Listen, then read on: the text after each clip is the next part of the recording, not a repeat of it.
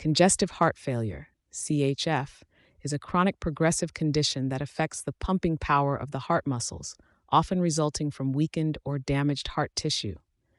While sometimes used interchangeably, CHF specifically refers to the stage in which fluid builds up around the heart and causes it to pump inefficiently. Symptoms commonly include shortness of breath, fatigue, swollen legs, and rapid heartbeat, which can significantly impact daily activities and quality of life. Treatment options range from lifestyle modifications and medications to more advanced interventions like surgery or implantable devices, depending on the severity of the condition.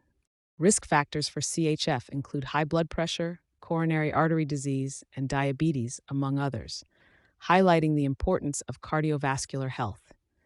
Here's a detailed look into the aspects of congestive heart failure versus general heart failure, each with its nuances and critical points of care. Affected organ system, cardiac dysfunction, specificity versus broad cardiac impairment. Congestive heart failure, CHF, is a specific stage of heart failure characterized by the heart's inability to pump blood sufficiently, leading to congestion of fluids in the lungs and other parts of the body. This type of heart failure emphasizes fluid accumulation and the symptoms associated with it, such as shortness of breath, swelling in the legs, and fatigue. On the other hand, heart failure can manifest as either a problem with the heart's pumping ability, systolic failure, or its filling capacity, diastolic failure, not necessarily accompanied by noticeable fluid congestion.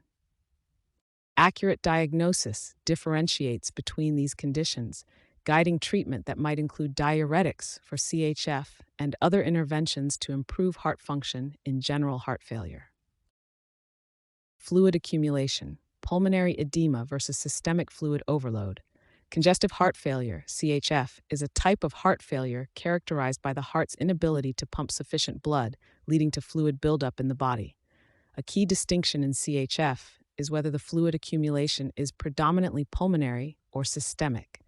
Pulmonary edema signifies the congestion of fluid in the lungs, often presenting as breathlessness, cough, and orthopnea, as the left side of the heart struggles to effectively eject blood into the systemic circulation.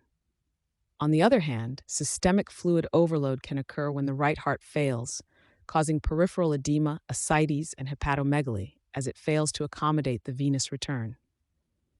Recognizing the nuances between these manifestations is crucial for tailored treatment, aiming at either reducing pulmonary congestion through diuretics and vasodilators, or addressing systemic congestion with therapies that improve right heart function and venous return.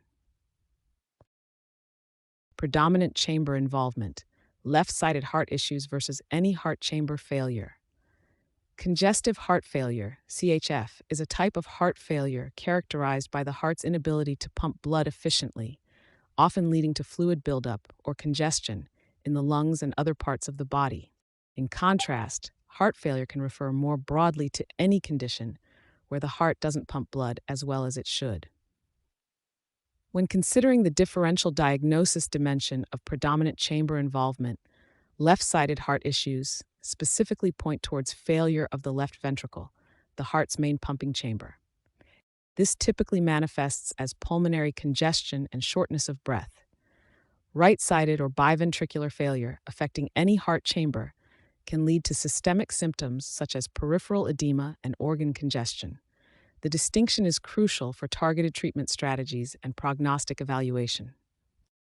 Progression speed, chronic condition versus acute or chronic onset. Congestive heart failure, CHF, is a chronic progressive condition where the heart muscle weakens over time, leading to inefficient pumping and fluid buildup in tissues.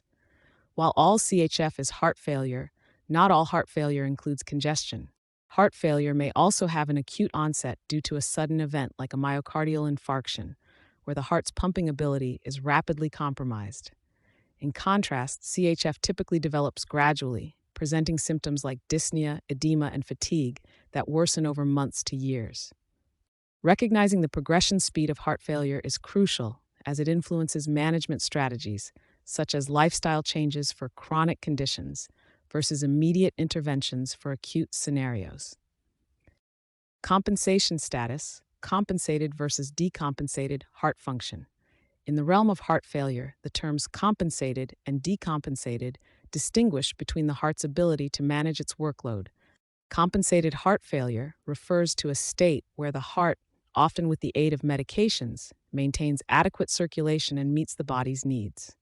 Conversely, decompensated heart failure signifies a breakdown in this balance, leading to insufficient blood flow and the subsequent onset of symptoms like shortness of breath, fatigue, or fluid retention.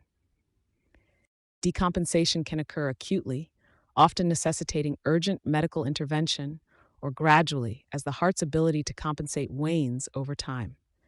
Differentiating between these states crucial as it directly influences treatment decisions, with decompensated heart failure requiring more aggressive measures to stabilize the patient's condition.